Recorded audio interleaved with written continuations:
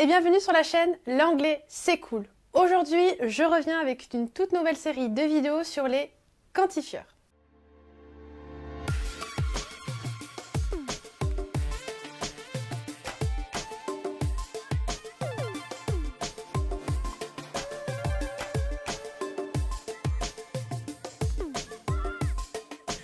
Ah, ça fait tellement plaisir de revenir sur YouTube. Et oui, si vous suivez un petit peu la continuité de ce que je fais, le rythme de mes vidéos habituelles, vous avez dû remarquer que ça faisait un petit long moment même que j'étais partie de YouTube. Alors, j'étais pas vraiment partie, c'est plus que vous savez ce que c'est, la vie, le travail, tout ça, la vie active, hein, la vie d'adulte. Alors, c'est quelque chose que je connaissais déjà, mais pour ceux qui ont suivi un petit peu mon parcours ces 2 dernières années, donc je ne suis plus en études cette année, voilà, j'ai décidé de moi terminer mes études pour tout un tas de raisons que j'ai expliquées justement dans ma vidéo où j'explique que j'ai raté le CAPES et du coup ce que je compte faire cette année. Du coup l'année a commencé avec beaucoup de choses. Évidemment j'ai gardé mon emploi que j'avais à la base et à côté de ça je donne des cours d'anglais. D'ailleurs si vous êtes intéressé par des cours d'anglais, n'hésitez pas à me contacter à cette adresse mail.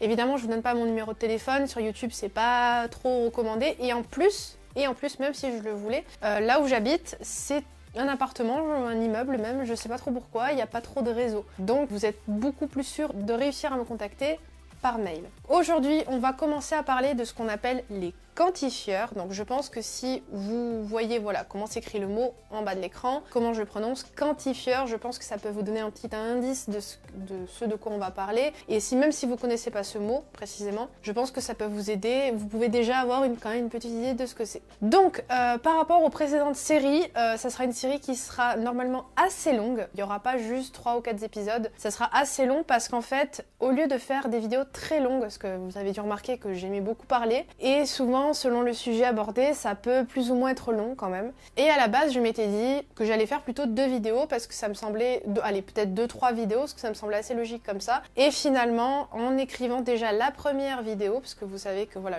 j'écris, j'ai une ligne directrice pour ma vidéo, pour ne pas oublier d'informations à vous donner. En écrivant déjà la première vidéo, donc celle d'aujourd'hui, je me suis rendu compte que c'était déjà pas mal et que si je rajoutais des informations, ça serait une vidéo assez longue. Et finalement, j'ai trouvé une autre logique à cette série, c'est-à-dire de faire des vidéos plus courte, mais au moins ça sera peut-être beaucoup plus digérable pour vous, ça sera beaucoup plus facile à assimiler et au moins voilà, ça vous fait une petite vidéo, voilà, tous les 15 jours on va essayer de reprendre le rythme comme ça. Si j'y arrive, normalement ça devrait aller, mais voilà, je vais essayer de reprendre ce rythme de tous les 15 jours pour les vidéos. À part si le format du coup plus court me permet d'en faire une par semaine, ce que je souhaiterais, mais bon, vous savez que je fais aussi des posts Instagram, donc ça pareil, il faut que je reprenne, ça a été mis en pause, et je fais des vidéos pour Instagram aussi sur l'histoire, et pareil, j'en ai une qui est en cours de montage depuis un bout de temps et qu'il faut que je termine et que je poste aussi. Donc voilà, petit à petit je reprends le travail et le chemin des vidéos. Donc évidemment, comme vous le savez, je suis pas du genre à me mettre la pression pour rien parce que j'estime que se mettre la pression pour faire des vidéos YouTube ou Instagram, ça ne sert à rien, puisque oui, c'est un grand plaisir que j'ai de les faire, de vous transmettre mon savoir, de vous aider, mais il faut être lucide, c'est pas une source de revenus du tout pour moi. Donc je dois voilà, prioriser des choses qui me rapportent un revenu plutôt que de mettre les vidéos YouTube en premier. Mais bref, revenons à nos moutons. Donc la première vidéo sur les quantifieurs aujourd'hui, on va s'intéresser à un mot, à un seul mot en particulier, c'est le mot both. Donc si vous ne connaissez pas ce mot, il s'écrit comme ceci, comme vous pouvez le voir en bas de l'écran. Et du coup dans cette vidéo, je vais vous expliquer toujours pareil, étape par étape, avec des parties très précises de la vidéo, comment on s'en sert, pourquoi, à quel moment, etc. etc. Et je vais d'abord vous expliquer plus généralement ce que sont les quantifieurs, à quoi ils servent, etc. Et après, je vous parlerai plus en détail de both. Donc les quantifieurs, ce qui est important de savoir par rapport à ça, c'est que dans le mot quantifieur, vous avez le mot quantité. Donc quantité, ça veut dire que ces mots-là, puisqu'il y en a plusieurs, ça va vous permettre d'isoler une plus ou moins grande quantité de quelque chose. Donc ça peut être tout et n'importe quoi. Et on va notamment s'en servir avec les fameux noms indénombrables. Donc les quantifieurs, c'est pas un mot normalement qui vous est inconnu si vous avez vu mes vidéos sur les noms, justement, les compositions de noms, etc. Les noms composés aussi. Parce que parmi ces vidéos-là, je vous avais expliqué qu'il y avait deux grandes catégories, on va dire, deux grandes catégories de noms. Donc il y a les indénombrables et il y a les dénombrables. Et parmi les indénombrables, des fois on a quand même besoin de les quantifier. On peut pas les mettre au pluriel, on peut pas les compter littéralement 1, 2, 3, 4, 5, mais on a besoin de les quantifier, donc de parler d'une certaine quantité par rapport à ces noms-là. Et c'est là que justement les quantifieurs vont jouer un rôle très important parce qu'ils vont nous permettre d'extraire une quantité de ces noms. Donc comme je vous dis, ça peut être tout et n'importe quoi. Par exemple, si je vous dis I need some money, le some va vous permettre d'extraire une quantité d'argent. Donc là on ne sait pas si c'est... On connaît pas la quantité exacte parce que argent, même en français, le mot argent, dans le sens de la monnaie, en fait, on peut pas compter. On peut pas dire j'ai besoin de 3 ou 4 argent, ça veut rien dire. Du tout. Et en anglais c'est pareil, le mot money est indénombrable, on peut pas le mettre au pluriel, on peut pas le compter. Par contre, on peut le quantifier à l'aide notamment des mots comme some, dont on parlera dans une des vidéos. C'est pareil si je vous dis some people like her. Quand vous avez le mot people, qui est déjà un pluriel en soi, puisque quand vous dites people, ça désigne les personnes ou les gens. Some va permettre de parler ici d'une plus ou moins grande quantité. Alors people, il est indénombrable si on veut, parce qu'on peut pas le mettre au pluriel quand ça désigne des gens et des personnes. Dans un autre contexte, ça peut être au pluriel quand ça signifie les peuples. Là, c'est possible. Mais là, en l'occurrence, je parle des gens et des personnes, donc pas de S à la fin. On peut compter le nombre de gens, ça on est d'accord. On peut dire 3, 4, 5 people. Ça, c'est possible. Mais parfois, comme on dit en français, on va juste dire un certain nombre de gens ou une certaine quantité de gens. C'est plutôt un nombre qu'une quantité quand même quand il s'agit de personnes ou de choses un peu plus dans ce goût-là, contrairement à l'argent par exemple. Mais voilà, ça va vous permettre, même avec des mots où on peut utiliser les chiffres, d'extraire une certaine quantité, on va dire une quantité inconnue, on appelle ça. C'est-à-dire qu'on n'a pas de précision. Mais très souvent, ça sera plutôt lié à pas forcément une très grande quantité, parce que la grande quantité, ça va être désigné par d'autres mots que somme. Somme, c'est plus pour une petite moyenne quantité, on va dire. Donc ça désigne pas un nombre, mais ça nous donne quand même une idée de la quantité plus ou moins. On dirait pas somme pour une grande quantité. Comme on verra dans les autres vidéos, justement, il y a d'autres mots pour ça. Donc les quantifieurs, si vous voulez, le statut de quantifieur, c'est plus un statut, effectivement, c'est plus une façon d'être du mot. Mais au niveau de la fonction, ça par contre, ça va changer selon où vous le positionnez dans la phrase, selon la phrase aussi, tout simplement. Donc ça peut être un déterminant, comme quand je vous dis some money. En fait, ça sera un déterminant quand justement il sera suivi d'un nom. Ça peut aussi être une fonction de pronom. Donc ce sera notamment le cas quand il fait référence à quelque chose qu'on a dit avant. C'est-à-dire que parfois on pourra juste simplement utiliser le quantifieur pour faire référence à quelque chose dont on a parlé juste avant dans la phrase. Donc pour faire écho et pour éviter de répéter le nom qu'on a vu dans la phrase précédente, dans le morceau de phrase précédent. Parfois ça sera aussi pour ce qui suit. Par exemple, si on faisait un très court dialogue et qu'on disait Do you want some water? On pourrait très bien répondre Yes, thank you, I like some. Donc, quand on dit I like some, le some fait référence à water. Ça veut dire, vu qu'on sait qu'on parle de l'eau, dans la réponse, on n'a pas besoin de répéter le mot eau. On pourrait, hein, si vous êtes plus à l'aise au début, vous pouvez, mais c'est ce qu'on appelle un peu une lourdeur stylistique. C'est-à-dire que dans la vie courante, les anglophones utilisent ce type de mot pour faire écho justement au nom précédent, pour éviter qu'il y ait une lourdeur stylistique, parce que comme je vous l'ai dit, l'anglais, plus c'est court, mieux c'est. Donc ici, le some fera référence à la quantité, mais également au nom précédent. C'est pour ça qu'il aura cette fonction de pronom, parce que je vous le rappelle, les pronoms, ça sert pas qu'à ça, mais ça sert notamment à faire référence au nom précédent, pour éviter de répéter sans arrêt le nom qui précède. Donc les quantifieurs, pour terminer sur les généralités sur les quantifieurs, ils sont utilisés pour différentes choses que je vais vous citer au fur et à mesure. Donc on peut les retrouver pour parler d'une totalité, d'un total, notamment avec both, qu'on va voir aujourd'hui, ou the two, c'est un peu l'équivalent de both, mais on va voir pourquoi ce serait plus l'un ou plus l'autre dans certaines circonstances. Ce sera le cas avec all et whole aussi, et également avec each et every. On les utilise aussi pour parler de l'abondance. Là, il s'agira plutôt des quantifieurs du type plenty, a lot, much ou many. Ce sera aussi le cas pour parler d'une quantité suffisante, par exemple avec enough, ou d'une certaine quantité, avec some, any ou several. Il y a aussi l'idée d'une petite quantité,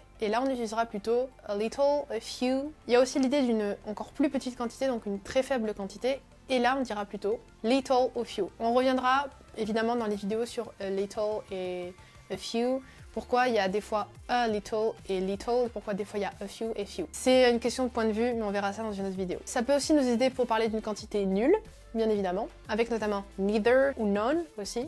Et évidemment, dans les quantifieurs, il y a les nombres, donc 1, 2, 3, 4, 5, etc., etc. Donc, première partie de cette vidéo, je vais vous parler de both quand il signifie tous les deux. Donc, premièrement, on va parler de both suivi d'un nom. Donc en fait, both suivi d'un nom, en fait, il va tout simplement désigner l'ensemble de ces deux noms. Donc quand on dit both, c'est automatiquement l'un et l'autre. C'est deux éléments ensemble. Et il sera directement suivi du nom, c'est-à-dire qu'il n'y aura rien entre both et le nom dans ce cas de figure-là précisément. Comme par exemple, quand je vous dis both Tom and Peter were late. Là, il s'agit bien de Tom et Peter ensemble. Là, il n'y a pas de distinction avec both, c'est les deux ensemble. Donc si on devait traduire both dans ce cas de figure-là, justement, dans la phrase que je viens de vous dire, c'est comme si un peu on mettait tous deux, ou tous les deux, virgule, Tom et Peter étaient en retard. Ou Tom et Peter étaient tous les deux en retard. Vous pouvez le placer comme vous voulez, ça dépend de votre style littéraire. Ensuite, on va pouvoir retrouver both plus un déterminant plus un nom. Dans cette structure de phrase, il est possible, entre both et le déterminant, de retrouver la préposition of. Ce n'est pas obligatoire, vous aurez la plupart du temps le choix dans ce cas de figure-là, mais voilà, encore une fois, c'est selon avec quoi vous êtes à l'aise. Évidemment, il me semble logique que le plus souvent, le of va disparaître, parce que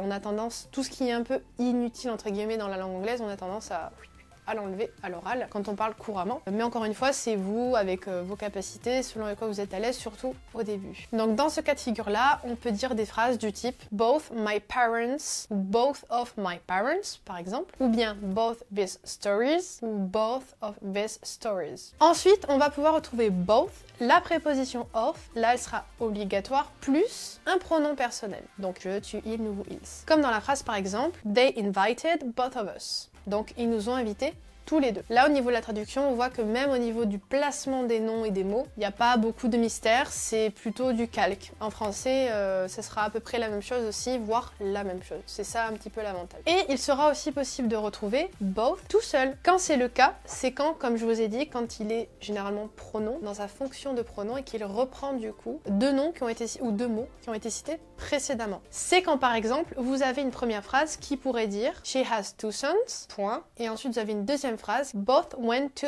Cambridge. Donc vous voyez ici le both, c'est pour éviter de répéter her two sons ou the two boys par exemple. Both, c'est un peu l'équivalent de the two. Évidemment, c'est pas, je vous l'explique pas forcément dans cette vidéo, mais quand on abordera justement le the two, on verra pourquoi both est possible. Donc du coup dans tous les cas de figure que je vous ai donnés et pourquoi il n'est pas possible dans d'autres cas de figure où du coup à la place on va être obligé de mettre the two. Donc là, il faut vraiment bien juste vous concentrer par rapport à cette vidéo sur ce que je vous ai dit, avec quoi both est compatible. Mais both n'est pas compatible pour tout, évidemment, sinon ça serait trop facile. Et c'est dans les moments où il n'est pas compatible qu'on va utiliser the two. Évidemment, dans les cas de figure que je vous ai donnés, il est parfois possible d'utiliser the two, mais encore une fois, on évite à tout prix la lourdeur stylistique, et donc c'est pour ça que both est plus simple et mieux, puisque c'est un seul mot. Donc déjà c'est plus court, alors the two c'est pas très long, mais voilà, comme je vous l'ai dit, l'anglais c'est on évite à tout prix les lourdeurs stylistiques et les répétitions inutiles. C'est pour ça qu'en anglais, à titre d'exemple, comme ça n'a rien à voir avec la vidéo, mais la double négation n'existe pas. Quand vous avez le mot